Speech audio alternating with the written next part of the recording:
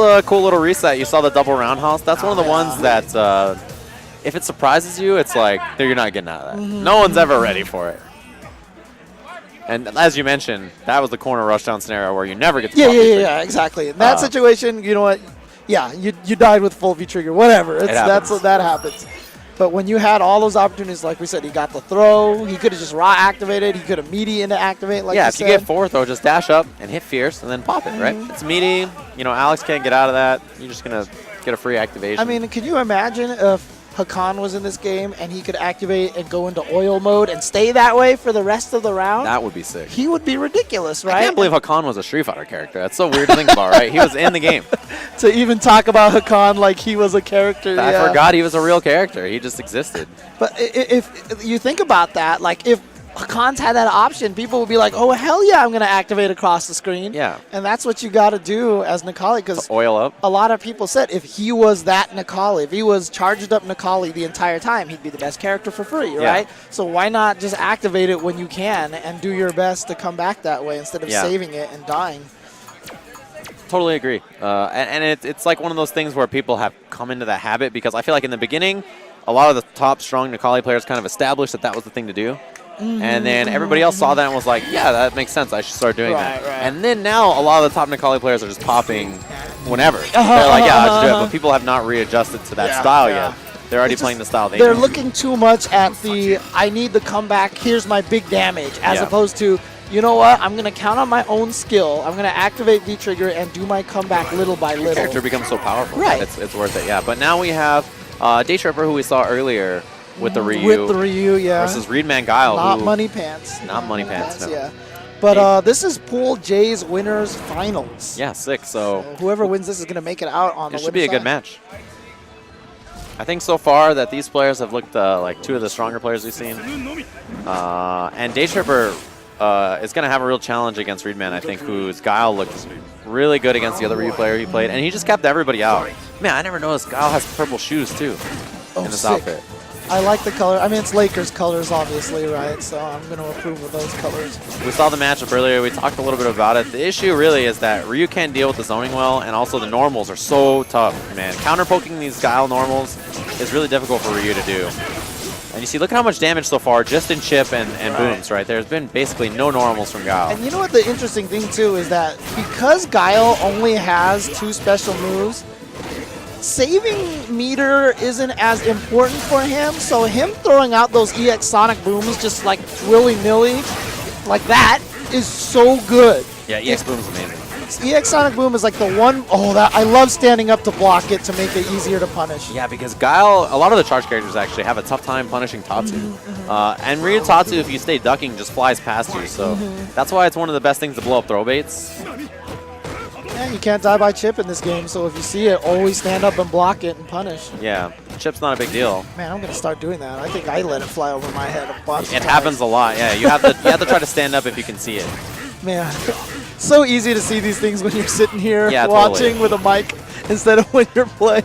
That's just why Tatsu is so good. Like, dash up roundhouse Tatsu is so good, because if you duck, it'll just fly over you, and if you do anything else, no, just got back thrown.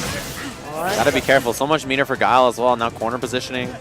Yeah, so now, I mean, EX Sonic Boom is the only move that I've seen that you just throw out from a screen away and people just get hit by it. It's so fast. And, I mean, it's the most Super Turbo-like move in this game because you just throw it out and people walk into it. Oh, finally a chance, but no, out of range. He could have confirmed that into critical art, and that would have been the end of it. Oh, reaction! That's going to do it. Oh, what is his face? What is his head? What happened to Guile's head? I don't know, dude. I don't know what that was. We're going to have to make a call. Someone needs to do a clip of that on Twitch just so we can get a screen cap. Somebody call Combo Fiend. Yeah, I know, dude. Even though that has nothing to do with his job. Blame Combo Fiend for everything. Combo Fiend. That Nat earlier, Combo Fiend's doing. Great jump at the start, okay. Yeah, there we go. Great damage to start off and then gets the throw. So now we're in a, that's stun. Yeah, that's stun. Early stun. We'll see what, well, that was a jump. Oh, no. Oh, no. You know, the difference between up and up forward is this combo. All right, what's the mix-up? Okay, he goes for the mix-ups. That's right. The James Chen. That's right. You said it. I didn't have to. Oh, yeah, I love that. Popped. And the walk-up throw, one more for the round on Ryu. Yeah, throw tech OS from Okay, Guile. and he charged up, gets the EX flash kick. Spending the meter on that EX flash kick means, Another. oh, another one. He wants to win this round. Yeah, really committed. Stays and blocks the fireball. And one thing is, for these far-range fireballs, the light punch ones especially, you gotta parry those as Ryu.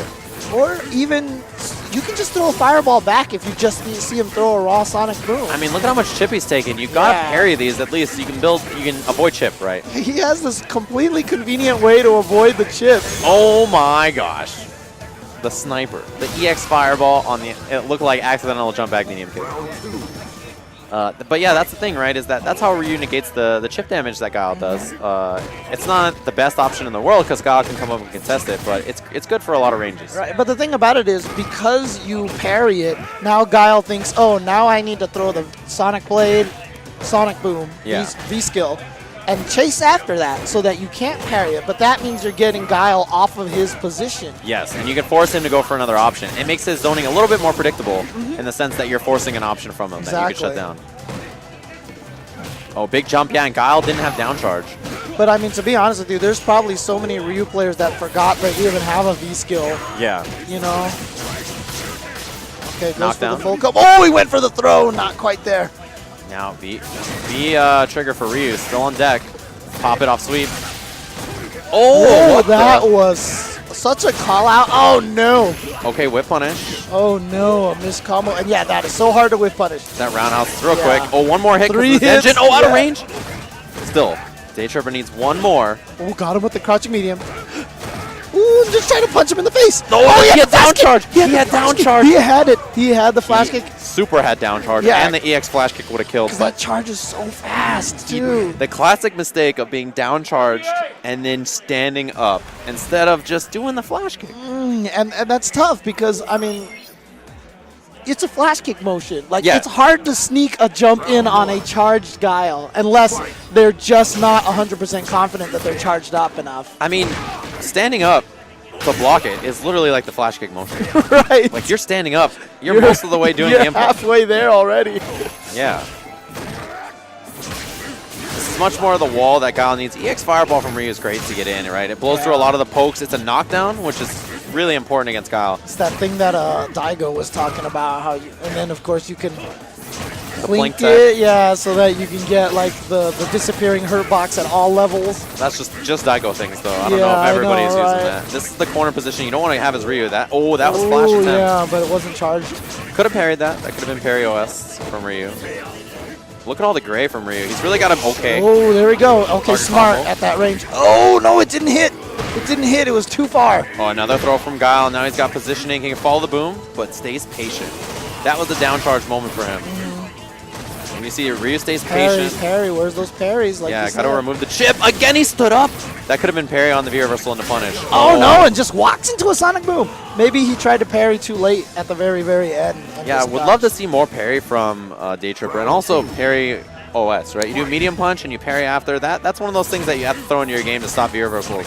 That wind pose where Guile like drapes his arm, Yeah. his arm looks abnormally long. It's like that cable wind pose from MVC2. It's weird look. It looks like he turns into Nash where he has the drapey arm. Oh, yeah. It's like, why?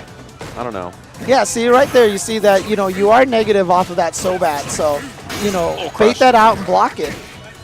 A little too far for Guile to combo with the normal version. V reversal, he gets the gray and also the boom. Oh, okay. There he goes, gets a CA. crush counter off of that. Yeah, into critical art, big damage, and there was all that gray help from the V reversal.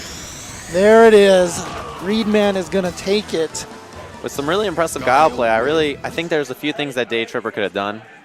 Mostly integrating parry OS as well as just parrying the booms, so you don't need as much chip, right? That's the main thing that you gotta do to shut that down.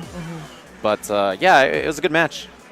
It's one of those matchups that lately, as it develops, it's really been a problem for Ryu. Yeah. And I think a lot of Ryu players are rethinking it. At first, Ryu players were like, yeah, you just jump short. Yeah, I mean, honestly, like, the tiers, you know, usually when you talk about tiers, it really does get affected even when it's just a single character starts causing you problems, you know, especially if that character is starting to become played a lot in tournaments. Right. With guys like NuckleDoo and Chris G and Dominion as well. Yeah. Really picking him up. There's a lot of players. I'm Still the Daddy. There's a lot of players. Yeah, in I'm Still the Asia. Daddy is fantastic. Yeah. That's the one thing about characters, right? Like, let's say you're playing the best character in the game, but they lose to the worst character in the game. Just theoretically. If the worst character in the game is not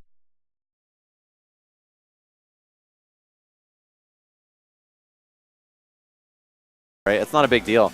That's one thing that you have to think about. We were talking earlier about Bison. Yeah. And how, like, a lot of players really just don't know how to fight him. So even though he may not be the strongest character in the game, if you're unfamiliar with him, or if your character struggles against them and you don't have a lot of practice, it could be tough.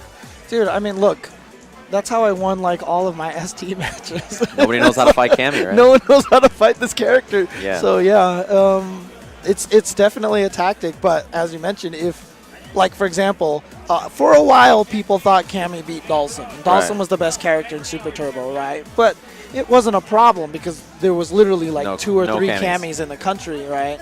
Of course, it turns out that Dhalsim still beats Cammy, but you know. Yeah, if you don't know the match, it can be trouble, right? Yeah, exactly. Yeah, there's lots of situations like that in games where like characters who are super strong have that one matchup that it's like an underutilized character or like a character nobody knows that well. Like I'm thinking about like in Injustice, Martian Manhunter was like the best character in the game, right? But he struggled versus Lex Luthor. Like Lex Luthor did pretty well against him actually. Okay. And it was like nobody played that character, so it's like it really didn't matter that much. It's like one of those situations. There's like a lot of that in fighting games where a character who's super popular struggles like that. Looks like we're going to have Mad King Cam coming back. I don't know what parentheses 1 means. Oh, it might be first player. But he's going up against Hiroshi. It might be heroic, but like weirdly spelled. Oh, heroic. Okay. Yeah, you know what I mean? Yeah, or the handwriting's throwing us off. If he came from the East Coast, that would be the best name. Yeah. Heroic. Yeah. With EC at the end. EC at it, yeah. It's really like Hero East Coast. Yeah. Is what it is. That'd be sick. That'd actually be pretty sick. The hero of the East Coast. Heroic. Yeah, we should probably get confirmation that that's his name. I'd assume that's what it is.